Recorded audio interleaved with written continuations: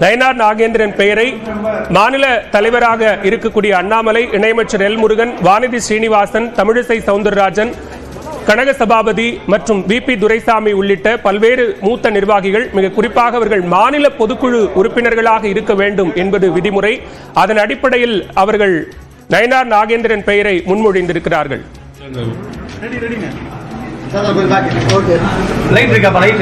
மாநில தலைவர் பதவிக்கு கட்சியினுடைய அறிவுரைப்படியும் வேட்புமனு நான் தாக்கல் செய்திருக்கிறேன். வேட்புமனுவை அதிகாரிகள் முடிவெடுத்து என்ன செய்யறார் என்பதை அவர்களிடம் தான் நீங்கள் கேட்கிறீர்கள். 10 ஆண்டு தொடர்ச்சியா அடிப்படை உறுப்பினர்னு கட்டுப்பாடு, நீங்க 8 ஆண்டுக்கு இருக்கிறாங்க. அதை பத்தி நீங்க தேர்தல் அதிகாரிகள் தான் கேட்கணும். எந்த அளவுக்கு வாய்ப்பு இருக்குன்னு நினைக்கிறீங்க? அது எனக்கு தெரியாது. என்ன டைம் இருக்கு, 4 மணி நேரம் இன்னும். ஒட்டுமொத்த தலைமையுமே உங்களை தான் விருப்பம் கொடுத்துருக்காங்க. வேற யாரும் இது வரைக்கும் வர மாதிரி இல்ல. இன்னும் 1 மணி நேரம் டைம் இருக்கு. வாசல் இறங்கி யாராவது வருவாங்க. நாளை மாலை முடிவு அறிவிக்கப்படுமா சார்? நாளைக்கு ஸ்ரீவாரி திருமண மண்டபம். அதுவும் அவங்கள்ட்ட தான் கேட்கணும். அறிவு சொல்லி இருக்கிறாங்க. தேர்தல் அதிகாரி இருக்கிறாங்க.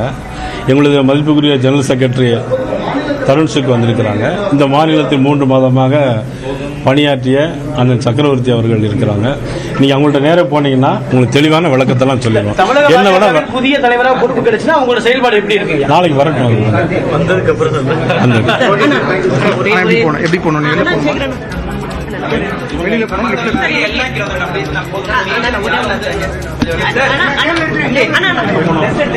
எங்க போகணும் போகணும்னு தெரியுது.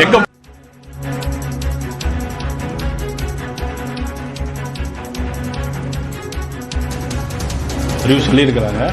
தேர்தல் அதிகாரி இருக்கிறாங்க. தலைவர் பதவிக்கு கட்சியினுடைய அறிவுரைப்படியும் வேட்புமனு நான் தாக்கல் செய்திருக்கிறேன். வேட்புமனுவை அதிகாரிகள் முடிவெடுத்து என்ன செய்யறார் என்பதை அவர்களிடம் தான் நீங்கள் கேட்கிறீர்கள். 10 ஆண்டு தொடர்ச்சியா அடிப்படை உறுப்பினர்னு கட்டுப்பாடு, நீங்க 8 ஆண்டுக்கு இருக்கிறாங்க. அதை பத்தி நீங்க தேர்தல் அதிகாரிகள் தான் கேட்கணும். எந்த அளவுக்கு வாய்ப்பு இருக்குன்னு நினைக்கிறீங்க? அது எனக்கு தெரியாது. என்ன டைம் இருக்கு, 4 மணி நேரம் இன்னும். ஒட்டுமொத்த தலைமையுமே உங்களை தான் விருப்பம் கொடுத்துருக்காங்க. வேற யாரும் இது வரைக்கும் வர மாதிரி இல்ல. இன்னும் 1 மணி நேரம் டைம் இருக்கு. வாசல் இறங்கி யாராவது வருவாங்க. நாளை மாலை முடிவு அறிவிக்கப்படுமா சார்? நாளைக்கு ஸ்ரீவாரி திருமண மண்டபம். அதுவும் அவங்கள்ட்ட தான் கேட்கணும். அறிவு சொல்லி இருக்கிறாங்க. தேர்தல் அதிகாரி இருக்கிறாங்க. எங்களுடைய மதிப்புக்குரிய ஜெனரல் செக்ரட்டரி தருண்சுக்கு வந்திருக்கிறாங்க. இந்த மாநிலத்தில் 3 மாதமாக பணியாற்றிய அண்ணன் சக்கரவர்த்தி அவர்கள் இருக்கிறாங்க. நீங்க அவங்கள்ட்ட நேரம் போனீங்கன்னா உங்களுக்கு தெளிவான விளக்கத்தெல்லாம் சொல்லிடுவோம். என்ன விட புதிய தலைவராக பொறுப்பு கிடைச்சுன்னா உங்களோட செயல்பாடு எப்படி இருக்கு? நாளைக்கு வரட்டும். வந்ததுக்கு அப்புறம் எப்படி போனோம்? கட்சியினுடைய அறிவுரைப்படியும் வேட்புமனு நான் தாக்கல் செய்திருக்கிறேன். வேட்புமனுவை அதிகாரிகள் முடிவெடுத்து என்ன செய்யறார் என்பதை அவர்களிடம் தான் நீங்கள் கேட்கிறீர்கள். 10 ஆண்டு தொடர்ச்சியா அடிப்படை உறுப்பினர்னு கட்டுப்பாடு, நீங்க 8 ஆண்டுக்கு இருக்கிறாங்க. அதை பத்தி நீங்க தேர்தல் அதிகாரிகள் தான் கேட்கணும். எந்த அளவுக்கு வாய்ப்பு இருக்குன்னு நினைக்கிறீங்க? அது எனக்கு தெரியாது. என்ன டைம் இருக்கு, 4 மணி நேரம் இன்னும். ஒட்டுமொத்த தலைமையுமே உங்களை தான் விருப்பம் கொடுத்துருக்காங்க. வேற யாரும் இது வரைக்கும் வர மாதிரி இல்ல. இன்னும் 1 மணி நேரம் டைம் இருக்கு. வாசல் இறங்கி யாராவது வருவாங்க. நாளை மாலை முடிவு அறிவிக்கப்படுமா சார்? நாளைக்கு ஸ்ரீவாரி திருமண மண்டபம். அதுவும் அவங்கள்ட்ட தான் கேட்கணும். அறிவு சொல்லி இருக்கிறாங்க. தேர்தல் அதிகாரி இருக்கிறாங்க. எங்களுடைய மதிப்புக்குரிய ஜெனரல் செக்ரட்டரி தருண்சுக்கு வந்திருக்கிறாங்க. இந்த மாநிலத்தில் 3 மாதமாக பணியாற்றிய அண்ணன் சக்கரவர்த்தி அவர்கள் இருக்கிறாங்க.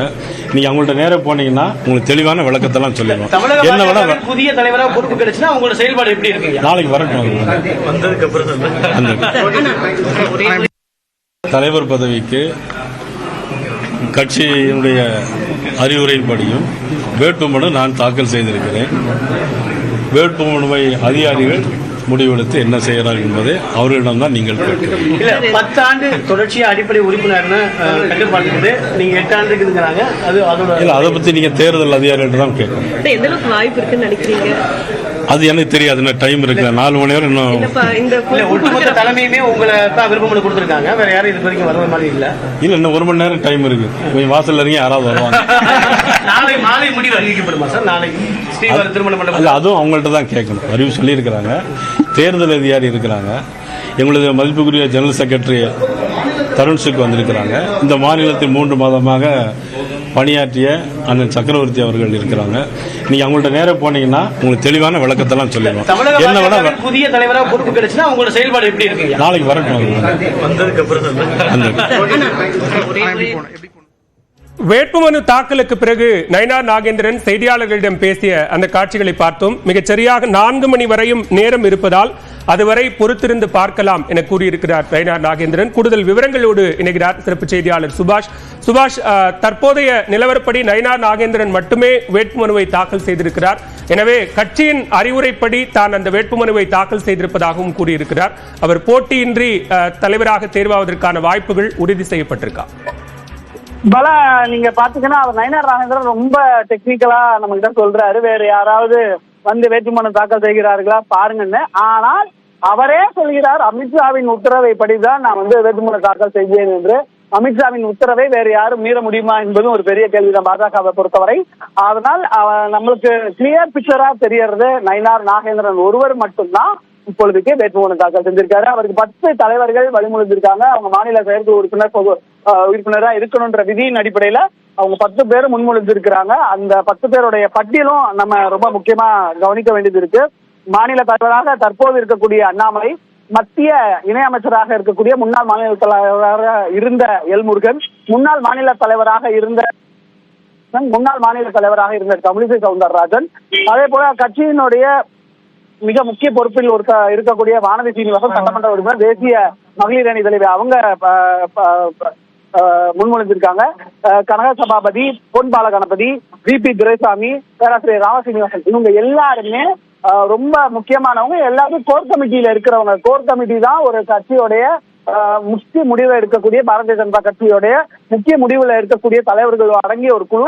அந்த குழுவில் இருக்க 10 பேரும் இப்பொழுது நயினார் நாகேந்திரனுக்கு முன்மொழிந்திருக்கிறார். நயினார் நாகேந்திரனும் அந்த குழுவில் ஒருவர். ஏனென்றால் அவர் சட்டமன்ற குழு தலைவர் என்பதால் இந்த கோர் கமிட்டியோடைய பரிந்துரையின் அடிப்படையில, அவங்க முன்மொழிந்த அடிப்படையில நயினார் நாகேந்திரன் தான் என்பதை ஊர்ஜிதப்படுத்தி சொல்லலாம்.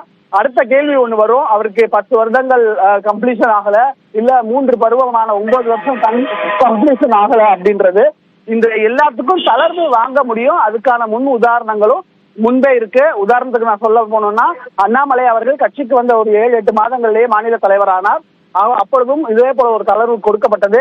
அதே போல மத்திய தலைமையிடம் இருந்து ஒரு தளர்வை பெற்று தற்போது இந்த வேட்புமனு வந்திருக்கக்கூடிய தேர்தல் அதிகாரிகள் தருண்சுக், அதே போல இங்க இருக்கக்கூடிய மாநில துணைத் தலைவரான சக்கரவர்த்தி தேர்தல் நடத்தும் அதிகாரி அவர், அதே போல இன்னொரு முக்கியமான தேர்தல் அதிகாரியாக இருக்கக்கூடிய மத்திய அமைச்சராக இருக்கக்கூடிய கிஷன் ரெட்டி, இவங்க 4 மணிக்கு உட்கார்ந்து ஸ்க்ரூட்டனைஸ் பண்ணுவாங்க இந்த வேட்புமனுக்கள் மீது. இதுவரையும் தலைவர் பதவிக்கு ஒருவர் மட்டும்தான் வந்து நாமினேஷன் கொடுத்திருக்கிறதுனால அவர் அன்னபோது தான் தேர்வு செய்வதற்கான வாய்ப்புகள் ரொம்ப அதிகமாக இருக்கு. அதற்கான பதவியேற்பு விழா நம்ம வானகரத்திலையும் நடக்கிறதுக்கான சூழலும் இப்ப கணிஞ்சிருக்கின்றதுதான் நம்ம பார்க்கக்கூடிய தகவலாக இருக்கிறது. அமித்ஷா சென்னையில் இருக்கும் பொழுதே பாஜகவின் மாநில தலைவரை ஊர்ஜிதப்படுத்தி அதற்கான வேட்புமனு தாக்கல் தற்போது நடைபெற்று முடிந்திருக்கிறது. சுபாஷ், அதே நேரத்தில் செய்தியாளர் சந்திப்பு, நட்சத்திர விடுதியில உள்துறை அமைச்சர் அமித்ஷாவினுடைய செய்தியாளர் சந்திப்பு காலதாமதம் ஆவதற்கும் இதுதான் காரணமா? ஒருவேளை போட்டியின்றி நயினார் நாகேந்திரன் தேர்ந்தெடுக்கப்பட்டால் அதற்கு பிறகு செய்தியாளர் சந்திப்பு நடக்குமா? இல்ல, போட்டியின்றி தேர்வை செஞ்சாலும் அது வந்து மாற்று கருத்துல எதுவுமே மாற போறதில்ல. அமித்ஷா செய்தியாளர் சந்திப்பு எப்படி இருக்க போகிறது என்பதுதான் இப்ப கவனிக்க இருக்கு. அமித்ஷா அவர்கள் எப்பொழுது இந்த செய்தியாளர் சந்திப்பு கொடுப்பாருன்னா, அண்ணாமலை வரணும், முருகன் வரணும், நயினார் நாகேந்திரன் வரணும், எல்லாரும் இங்க வந்துடணும், கிஷன் ரெட்டி வரணும். இவங்க எல்லாரும் சேர்ந்து ஒன்னா டேபிள்ல உட்காந்து அவங்க அந்த பிரஸ் மீட்டை கொடுக்கறதுக்கான வாய்ப்பு இருக்கு. இங்க வந்து சென்ற DK வாசனம் வந்து அதைத்தான் சொல்லிவிட்டு சென்று விட்டார். அமித்ஷாவின் செய்தியாளர் சந்திப்பு ரொம்ப முக்கியத்துவம் வாய்ந்தது, அதை பற்றி பாருங்க, நாங்களும் சில கோரிக்கைகளை முன் வச்சிருக்கோம் அப்படின்றதையும் அவர் சொல்லியிருக்கிறார். ஆக செய்தியாளர் சந்திப்புக்கான காலதாமதம் ஒரு பக்கம் ஒரே நேரத்துல எல்லாத்தையும் வச்சதும் ஒரு முக்கிய காரணமா இருக்கு. மாநில தலைவர் தேர்தலும் அவர் அதே நாள்ல வச்சது ஒரு பெரிய ஒரு கன்ஜஸ்டடா இருக்கிறதா பார்த்திருக்கிறோம்.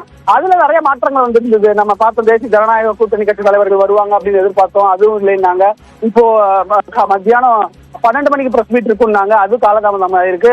அதற்கான பிரஸ் மீட் எப்போ நடத்த போறாங்கன்ற அறிவிப்பும் இதுவரையும் கொடுக்கப்படல அப்படின்றத இப்ப இருக்கக்கூடிய செய்தியா நம்ம கவனிக்க வேண்டிய ஒரு விஷயமா பார்க்க வேண்டியது இருக்கு.